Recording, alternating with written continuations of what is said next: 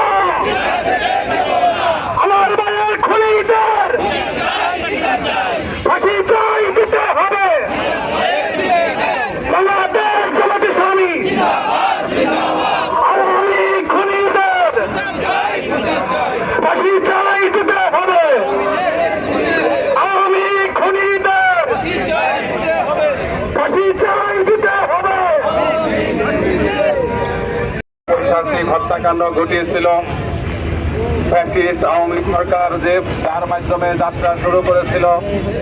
28শে অক্টোবরকে সামনে রেখে 28শে অক্টোবর এদেশের নিরীহ নিরস্ত্র মানুষের উপরে আওয়ামী সন্ত্রাসীদের যে লাগামহীন সন্ত্রাসী কার্যক্রম পরিচালিত হয়েছিল, যার ফলশ্রুতিতে পল্টন ময়দানে ওই দিন সারা দেশে 14 জন ভাই শহীদ হয়েছিল। সেই 2006 সালের 28 অক্টোবরের স্মরণে বাংলাদেশ জামাত ইসলামী কেন্দ্র ঘোষিত কর্মসূচির অংশ হিসেবে আজকের এই বিক্ষোভ মিছিল পূর্ব সমাবেশে সভাপতিত্ব করছেন বাংলাদেশ জামাত ইসলামী ঢাকা জেলার সংগ্রামী আমির জননেতা মাওলানা দেলোয়ার হোসাইন। আমাদের মাঝে উপস্থিত আছেন বাংলাদেশ জামাত ইসলামী ঢাকা জেলার রাজনৈতিক সেক্রেটারি, জামাত ইসলামী মনোনীত সাভার পৌরসভার মেয়র প্রার্থী জননেতা হাসান মাহবুব মাস্টার। আমাদের মাঝে উপস্থিত আছেন বাংলাদেশ জামাত ইসলামী ঢাকা জেলার আইন বিভাগের সেক্রেটারি, সাভারের গণমানুষের নেতা অ্যাডভোকেট মোহাম্মদ শহীদুল ইসলাম। আমাদের মাঝে উপস্থিত আছেন বাংলাদেশ শ্রমিক কল্যাণ ফেডারেশন ঢাকা জেলার সংগ্রামী সভাপতি, বাংলাদেশ জামাত ইসলামী মনোনীত পাঠালী ইউনিয়নের সংগ্রামী চেয়ারম্যান প্রার্থী জননেতা হারুন রশিদ। আমাদের মাঝে উপস্থিত আছেন বাংলাদেশ জামাত ইসলামীর ঢাকা জেলার প্রচার মিডিয়া বিভাগের সেক্রেটারি জনাব আসাদুজ্জামান। উপস্থিত আছেন বাংলাদেশ জামাত ইসলামী ঢাকা জেলার পেশাজীবী বিভাগের দায়িত্বশীল জনাব এমদাদুল হক। উপস্থিত আছেন বাংলাদেশ জামাত ইসলামী সাভার পৌরসভার সংগ্রামী আমির জননেতা আজিজুর রহমান। উপস্থিত আছেন বাংলাদেশ জামাত ইসলামী আশুলিয়া থানার সংগ্রামী আমির স্বনির্ভর ধামসোনা ইউনিয়ন জামাত মনোনীত চেয়ারম্যান প্রার্থী জননেতা বশির আহমদ। উপস্থিত সংগ্রামী সাংবাদিক বন্ধুগণ, আইন শৃঙ্খলায় নিয়োজিত বিভিন্ন বাহিনীর সদস্যবৃন্দ, উপস্থিত সম্মানিত ভাই এবং বন্ধুগণ, আসসালামু আলাইকুম ওয়া রাহমাতুল্লাহি ওয়া বারাকাতুহু। আমাদের আজকের এই বিক্ষোভ মিছিল পূর্ব সমাবেশে এই পর্যায়ে মহাগ্রন্থ আল কোরআন থেকে তেলাওয়াত করছেন জনাব মাওলানা রফিকুল ইসলাম। তেলাওয়াত করছেন জনাব মাওলানা রফিকুল ইসলাম। সমাবেশ থেকে বিচার দাবি করছি। বিচার না হলে আগামী দিনের নির্বাচন প্রশ্নবিদ্ধ হবে। আমরা সকল হত্যাকাণ্ডের বিচার চাই। সংগ্রামী ভাইয়েরা, আপনারা জানেন 28 অক্টোবরের হত্যাকাণ্ডের মাধ্যমে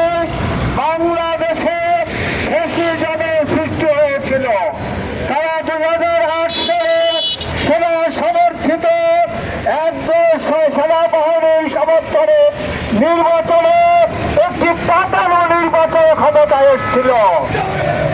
আমরা সে পাতানো নির্বাচনে ক্ষমতায় এসে বাংলাদেশের চৌকুশ সেনাবাহিনীকে হত্যা করেছে। আমরা এই হত্যাকাণ্ডের ভিতরে আমি কথা সংক্ষিপ্ত করছি।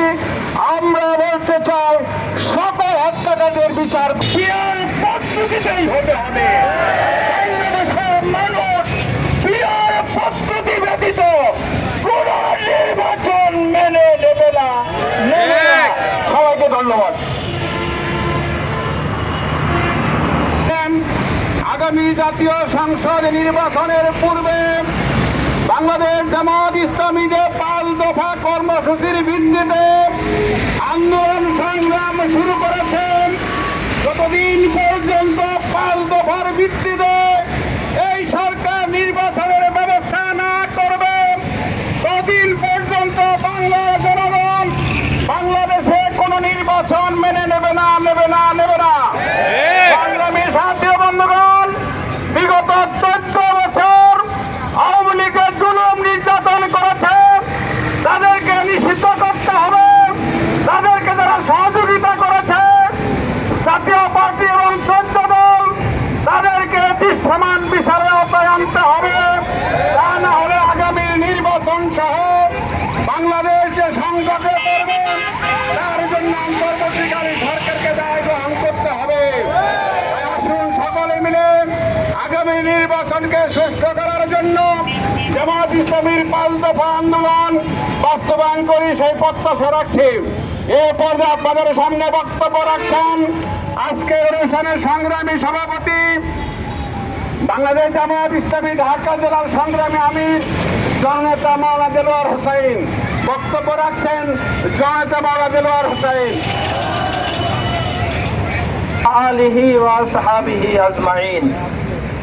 শহীদি কাফেলা বাংলাদেশ জামাত ইসলামী কেন্দ্র ঘোষিত কর্মসূচির অংশ হিসাবে যে পৈশাচিক ঘটনা সংগঠিত করা হয়েছিল, তার প্রতিবাদে আজকের এই বিক্ষোভ সমাবেশ এবং মিছিলের আয়োজন করা হয়েছে।